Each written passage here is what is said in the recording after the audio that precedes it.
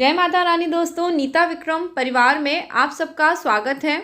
आज दोस्तों मैं आपको बताऊंगी होलिका दहन के दिन भद्रा किस समय से किस समय तक लगेगी, होलिका दहन का शुभ मुहूर्त क्या है और रंग वाली होली किस दिन मनाई जाएगी। साथ ही साथ होली के त्यौहार को लेके आपको कुछ आवश्यक जानकारियां भी देनी है। वीडियो में सभी बातें आपको विस्तार से बताऊंगी। सबसे पहले आपको होली के पर्व की हार्दिक शुभकामनाएं और आप सब कमेंट सेक्शन में जय माता रानी अथवा ओम नमो भगवते वासुदेवाय अवश्य लिखिए, जिससे कि आपको श्रीहरि की कृपा अवश्य प्राप्त हो सके। दोस्तों, वर्ष 2022 में होलिका दहन का त्यौहार पूर्णमासी व्रत के दिन पे मनाया जाएगा। यह 17 मार्च 2022 की तारीख को है। इस दिन पे पूर्णमासी व्रत भी है और होलिका दहन भी है। 17 मार्च 2022 गुरुवार के दिन पे फागुन शुक्ल पक्ष की पूर्णमासी की तिथि है। इस दिन पे भद्रा, दोस्तों भद्रा को शुभ काल नहीं मानते हैं। इस समय पे हम होली नहीं जलाते हैं। तो जो भद्रा की शुरुआत हो रही है वह 17 मार्च में दोपहर में 1:23 से हो रही है और भद्रा की समाप्ति रात में 1:18 पे होगी, जो लगभग मध्य रात्रि का टाइम है। परंतु जब दोस्तों होलिका दहन होता है तो यह प्रदोष काल में करना बहुत शुभ मानते हैं। तो ऐसे में जो भद्रा का पुच्छ काल होता है, यानी जब भद्रा खत्म होने वाली है, उस समय पे होलिका दहन करा जा सकता है। यह एकदम शास्त्र संगत है। तो आप भी इस समय पे होलिका दहन, होलिका की पूजा कर सकते हैं, पर यह टाइम बहुत कम है, तो आप ध्यान से नोट कर लें। भद्रा का पुच्छकाल 17 मार्च 2022 गुरुवार को रात में 9:08 से शुरू हो जाएगा और इसकी समाप्ति रात में 10:20 पे हो जाएगी। ये करीब 1 घंटे का समय है। अब जैसे भारत में सभी लोग अलग अलग जगह पे रहते हैं। कोई यूपी में रहता है, कोई कलकत्ता में रहता है, कोई चेन्नई में रहता है और कोई दिल्ली में रहता है। तो ये जो समय होता है ये सूर्य उदय के हिसाब से होता है। अब यदि मैं आपको बोलूँ सब जगह के हिसाब से यदि आप मानना चाहें तो कुल मिला के रात में 9:30 से लेके 10:15 के बीच में आपको होलिका दहन और होलिका का पूजन जरूर कर लेना है। देखिए, वर्ष भर का यह त्यौहार आपके जीवन के हर दुख कष्ट, हर प्रकार की तकलीफ को दूर करता है। इसलिए हमेशा शुभ मुहूर्त में ही होलिका दहन और होलिका का पूजन करा जाता है। अब दोस्तों रंग वाली जो होली है वो अगले दिन मनाई जाती है। पहले तो हम होलिका दहन करते हैं और उसके अगले दिन रंग वाली होली खेलते हैं, जिसमें हम अपने भगवान को रंग लगाते हैं, अपने घर के बड़े बुजुर्गों को रंग लगाते हैं और सबसे आशीर्वाद लेते हैं और हम उम्र लोगों और बच्चों के साथ भी रंग गुलाल खेलते हैं। तो 18 मार्च 2022 की तारीख शुक्रवार के दिन पे रंग वाली होली मनाई जाएगी। ये पूरी मुहूर्त को लेके एकदम जानकारी मैंने आपको सटीक तौर पे दी है, क्योंकि अलग अलग चैनल में बहुत सारी जानकारी बताते हैं पर कोई भी सटीक जानकारी नहीं बताता है। अब जैसे जो लोग भद्रा के पुच्छ काल में होलिका दहन नहीं करना चाहते, वो अर्धरात्रि के बाद यानी रात में 1:18 के बाद ही होलिका दहन कर पाएंगे। दोस्तों होलिका दहन के दिन पे आप देख सकते हैं हम बहुत सारे रंगों का प्रयोग करते हैं, हम पूजा पाठ करते हैं। बड़ा सा होलिका का मंडप बनाया जाता है जिसमें बहुत विशाल यज्ञ होता है। होलिका दहन को हम अपने प्राचीन काल में नवन्नेष्टि यज्ञ के नाम से भी जानते हैं। इस यज्ञ में दोस्तों भूल के भी हमें कचरा, पन्नी, ऐसा सामान जो कि हमारे वातावरण के लिए उपयुक्त नहीं है, नहीं डालना चाहिए। होलिका दहन के स्थान को सबसे पहले जल का प्रोक्षण करके शुद्ध करा जाता है। होलिका दहन के लिए सूखी हुई लकड़ियाँ, सूखे हुए गाय के गोबर के उपले और सूखे जो पेड़ इत्यादि होते हैं उनको डाल के होलिका दहन करा जाता है।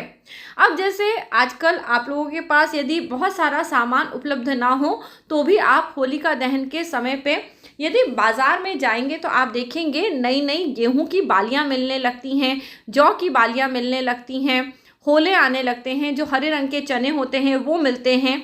ये चीज़ें आपको लाके होलिका दहन की आग में, जो होलिका की अग्नि होती है उसमें तपाने चाहिए। खुद भी इन चीज़ों को प्रसाद स्वरूप ग्रहण करना चाहिए और रिश्ते परिवार वालों में भी बांटना चाहिए। होलिका दहन के लिए दोस्तों आपको क्या सामान चाहिए रहता है या होलिका दहन का विस्तृत पूजन कैसे करा जाता है, ये मैं आपको आगे आने वाले वीडियो में बताऊंगी। आज मैं आपको एक छोटी सी जानकारी दे रही हूँ जिसमें आप सब लोग ज़रूर इस बात को ध्यान से सुने। देखिए, जो महिलाएं इस समय पे मेंसेस से हैं, जिनको मासिक आया हुआ है, उन्हें होलिका दहन में नहीं जाना चाहिए। साथ ही साथ जिनके घर में सूतक पातक हुआ है, उन्हें भी होलिका दहन में नहीं जाना चाहिए। इसे छूत माना जाता है।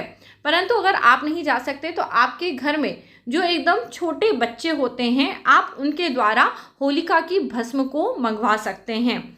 इतना आप कर सकते हैं, ये मैं आपको बता रही हूँ। ये जो सारी बातें मैं आपको बताती हूँ ये ग्रंथों से ली हुई होती हैं, क्योंकि मैं काफ़ी सारे ग्रंथों का अध्ययन करती हूँ, इसलिए आपको एकदम सटीक जानकारी देती हूँ जिससे पूजा पाठ में आपसे कोई गलती ना हो।